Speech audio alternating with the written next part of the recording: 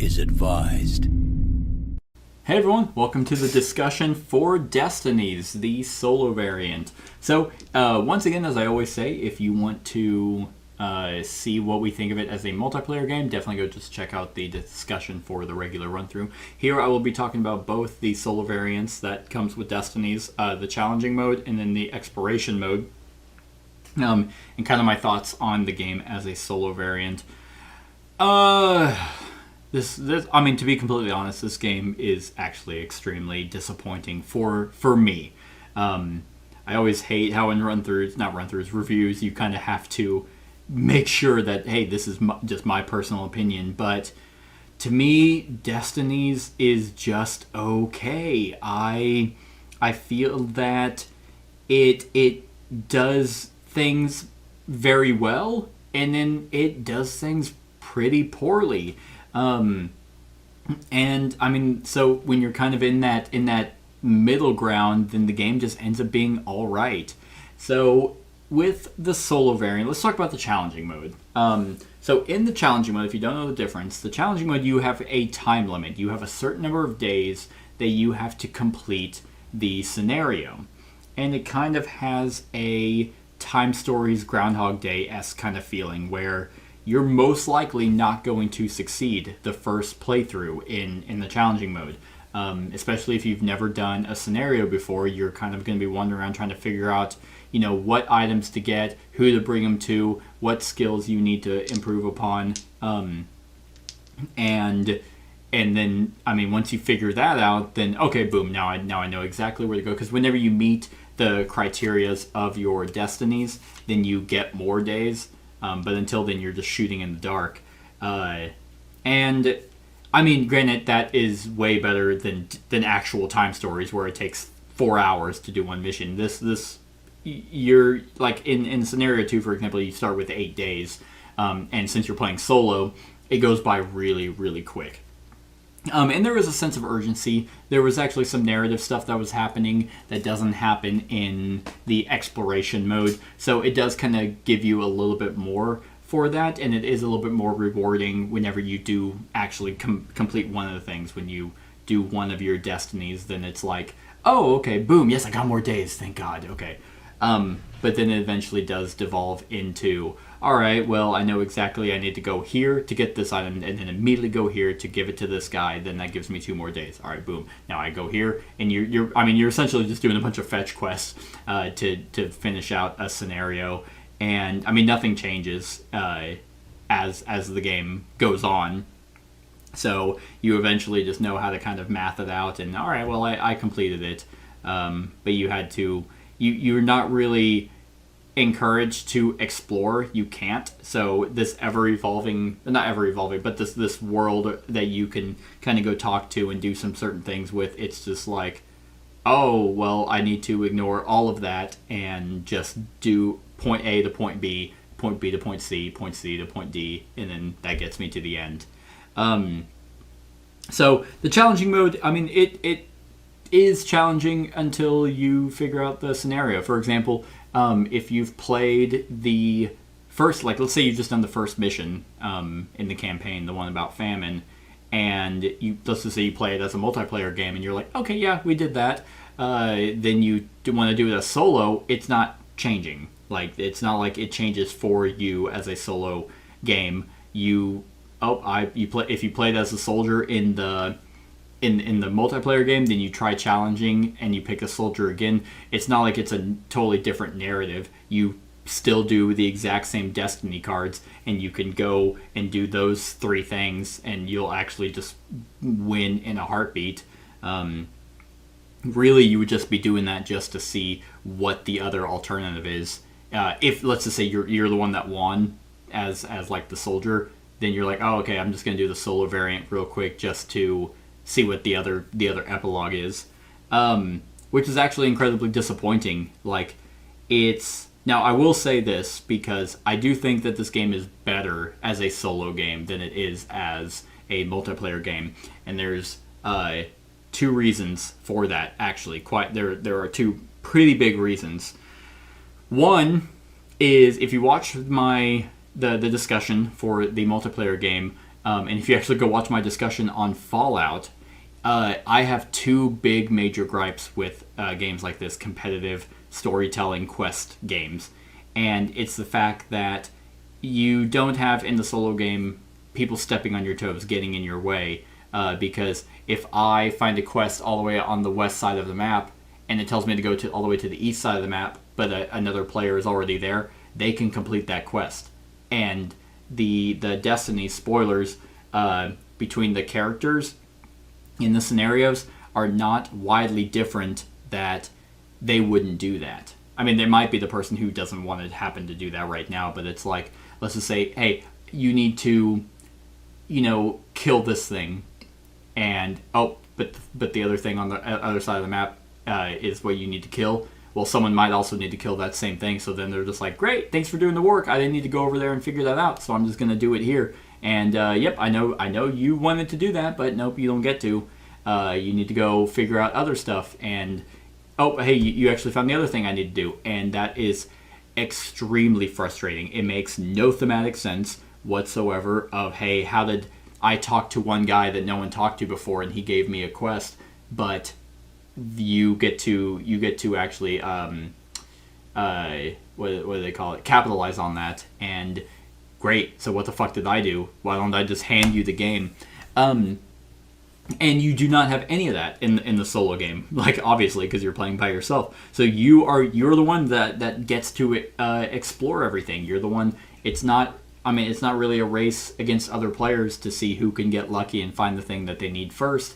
It is you exploring the game. And in challenging mode, then it's you racing the game, like, and figuring that out. And it's just kind of, if you want that kind of racing feel, like, oh man, okay, I want to get over there before they do, well, then you still kind of have that in the challenging mode, because you only have a certain number of days to figure out what to do. So it works way better as a solo game. I cannot tell you how much I actually hate the fact that people can just snag quests from you, because in the multiplayer game, everything in the app is read aloud.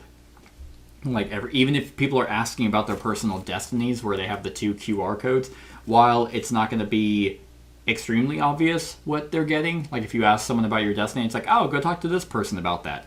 Like, that means nothing to anyone else except the person who is trying to complete that section of the destiny. It is extremely frustrating that people can just hear things. It would be so much better. Like, what would make this game work out way better is if everyone had their own app, and whenever you downloaded the app, obviously everyone picks the same scenario, or one person starts it and everyone puts in a code, and then they play the same game, and then whenever they go to talk to someone, then they have that information to themselves, so they know, oh, I asked the bishop about my destiny. He told me to go talk to this person. Only I know how to do that. So it's a secret race, and everyone kind of gets an overarching story. But I understand that would be a little.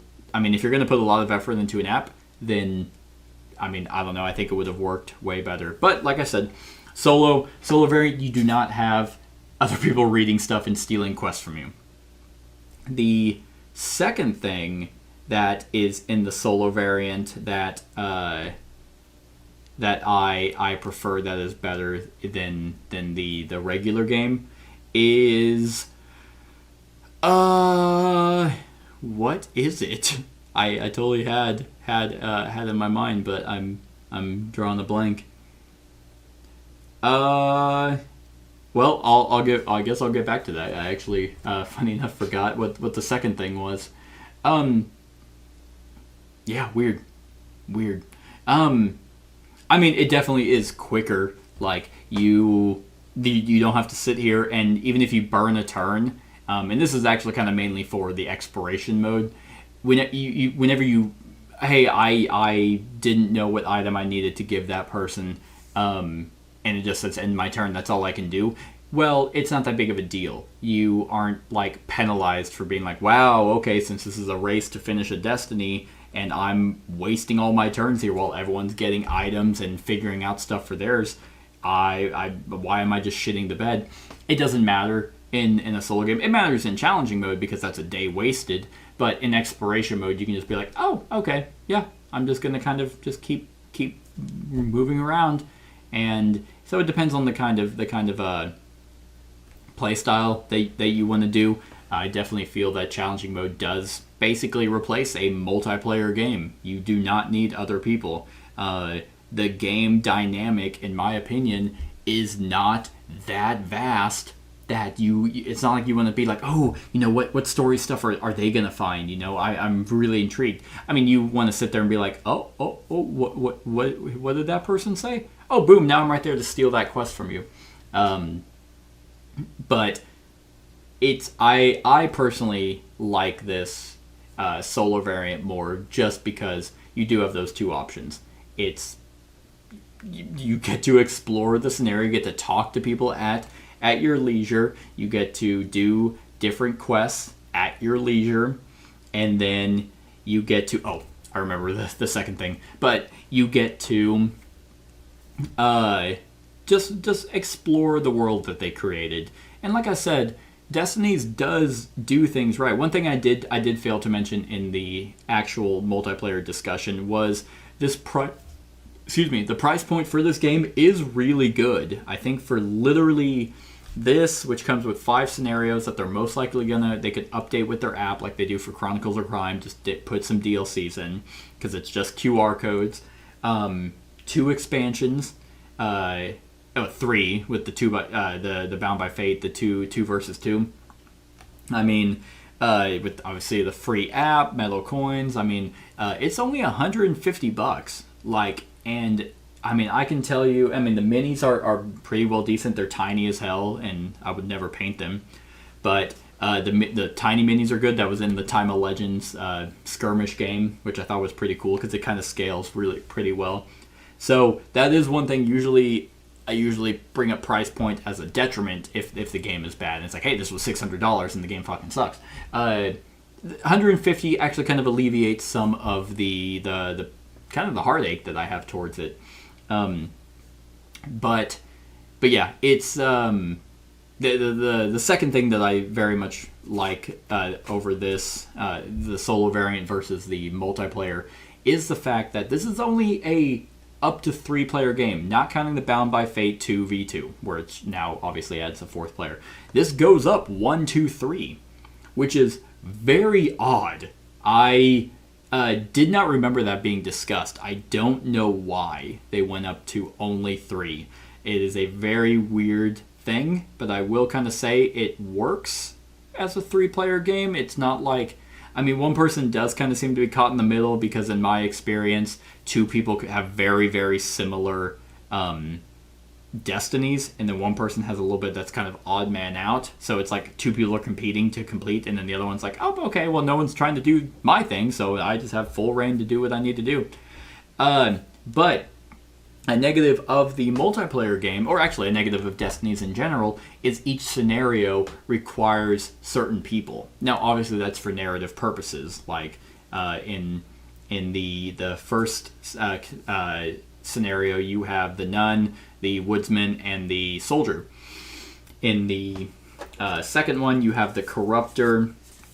Oh, who was it? The corruptor, the savior, and the guardian.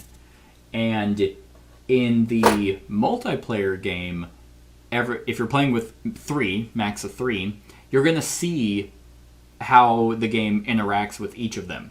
Like, you're going to see how people talk to the nun, and how people talk to the soldier, and then the woodsman, or you're going to see how each I mean, yeah, the blacksmith might not say the exact same thing to them about their destiny or something, but then that's gonna for you. But it's not like he's going, hey, soldier, my buddy, hey, you know what's going on? Here's a bunch of stuff I meant to tell you. And then the nun walks in, and he's just like, you want to buy something? That's not happening. It's the exact same paragraph for everyone. But you see what everyone's trying to do. The only thing you don't get to see is what their finale is going to be. But in the solo variant, you actually get to play the same scenario 3 times because you didn't see it all. I could do the scenario that I just did, and be like, oh, okay, well, that's what it is for the Corruptor, who with that goal. What is it for the Guardian? I can't imagine the Guardian wants to, storm the gates or whatever. He probably wants to protect the city. And I think let's actually see. Let's just take a good old gander.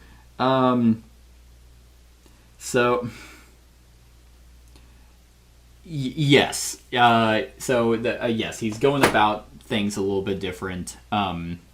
And his reasonings are different already from the Corruptor. So you actually get to see a different epilogue play out. And you have that leisure to do that on your own without having to try and get more people to play with you and then wait each of your turns and still try to play competitively and be like, okay, well, the solo variant's just better because you have full control. Oh, I want to see what the Guardian's ending is for this part of the Destiny. I want to see what the other Corruptor's Destiny is. I want to, you actually have 6 games to play as a solo variant. That because it's so much quicker, challenging mode or exploration mode, you just get to do all of that, interact and see how how the world interacts differently with you, and not have to worry about, okay, well, I really want to see the other end of the Corruptors. And crap, I didn't fucking win. Okay, now it's this person, so now I have to play the game again and try and do it. It's just, it's weird at how much the game opens up when you have less people, which is the opposite of what it should be in a RPG style, storytelling game. You think, oh, I want more people, so therefore I get to see more. But really, the bread and butter of the whole narrative is actually kind of that finale. Like, everything that you do leading up to that, where you kind of make decisions on, who's doing what you're going to do to overcome and actually, do the great grand finale, which is actually a lot of fun. You get to decide how it goes. Like, I could play this exact same one again and be like, I'm going to go for the other side and see what that finale is like. And it's, you just have no one getting in your way, no one stealing shit from you, no one getting items that you need that you'll never get, so you have to find another way. You don't have to be like, I want to go, for the yellow ending, and you get to do that. Like, you get to decide at the beginning of the game how you want to play instead of being forced. Oh, well, I wanted to do this, but now I don't get to, so I'm going to go the other way. It's wild. And even then, for me, with the solo variant, it's not enough. I still don't see... I mean, yes, solo variant does have way more replayability than multiplayer. So that, in and of itself, is a positive. Pretty much the biggest things I disliked about Destinies, if you go watch my discussion, is not here in the solo variant. So I think some people might like that competitive head-to-head kind of racing. Oh, hey, what you did something that opened up for me and I'm gonna snag it from you. I despised that. And I hated that was in Fallout, and it's a big reason why I absolutely hated that game. But still, kind of at the end of the day, this game, the only thing that's kind of unique about it, besides the QR, is the skill system, which I don't know if we quite talked about as much in the discussion for the multiplayer, but so I'll reiterate here. It is great. This is actually a really innovative system that I like quite a bit. The fact that you do have control over, oh, hey, I'm going to get XP to spend to move some pips down that, oh, do I want to really lower them and get them all the way to a 1? And because you kind of have full control over the skills and be like, okay, I'm going to get my intelligence down to a 1 and a 2 so that no matter what I roll, I am getting 2 successes. And then start lowering down even more. So, it's like, okay, well, if I roll a 7 or 8 with my empowered dice, then 3, oh, there's an auto success, but hey, yeah, I actually got the 7, so that's already 2, 3, and then 4. It is really, really nice. Every time someone's buying from something, it's just you. You get to decide what you want to buy. You get to decide your inventory. You don't have to worry about, oh, I want to drop this. Like I dropped, for example, I dropped an item in a location, went and found somewhere, and I was like, oh, this is where I need it. And I went back and just picked it up. You didn't have to worry about someone stealing it from you so you don't have to have it. It is very concise. Of course, the art's beautiful. The narrative is really well written. There is actually something that the multiplayer does do better than the solo. In the epilogue, and this is actually the epilogue script, where it's telling you the ending of the scenario. In the multiplayer, it tells you, let's say you're playing with full 3 people. That sounds so weird. It tells you, here's what you did, and here's what happened to the other 2 people who didn't complete their destinies. And I think that's actually pretty cool. Not a lot of games do that are narrative driven. Granted, there's not a lot of competitive narrative driven games anyway, so I'm glad that they included that. I always kind of liked the ending of movies or books where it tells you, here's what all the other main characters did. Like Sandlot style at the end, where it's like, hey, he went on to marry the lifeguard that he sexually harassed. And you're just like, good for him. Wait, wasn't she like 10 years older? Anyway, but then, so you get that in the multiplayer game, and it's just like, that I did like that. And you do not get that here at all. But you get, here's the detriment though. You get the exact same story. So the ending epilogue in the multiplayer game for like the corruptor, the paragraph, the starting paragraph is the exact same paragraph as it is in whenever you finish it as a solo game. The only thing that is different is what it tells you about the other players. So that I did like, but that's not really. It's like, okay, great. You just don't get to know about the other characters. Who gives a shit? Just play the solo game as one of the other 3, and then you get to know their story. I mean, really, other than that, like I said, the gameplay is exactly the same. It's incredibly simple. I wouldn't really call this game deep or vast. It's not like there's some choice tree that like Detroit Become Human, where it's like, oh, okay, I did this, and it's like, and it's like, oh, I could have done these 900 other things. Oh my god. Like, well, now I have to play with multiple people because then they're gonna explore all this and we'll see more. It's like, nope, just set it up real quick and hop on into, if you want a nice short story. I mean, the competitive 3-player game took about 2 hours. This one took a little less. If you're doing challenging, then it might be a little longer because you have to redo it, but it should shorten each time you play. But yeah, this time I could just be like, oh, well, I don't want to go left, let's go right and just see what the 1, 2, 3, 4, 5, 6 other places that I didn't inspect. Let's just see what's there. And then, who knows? I could have been more map tiles that might have sprawled out.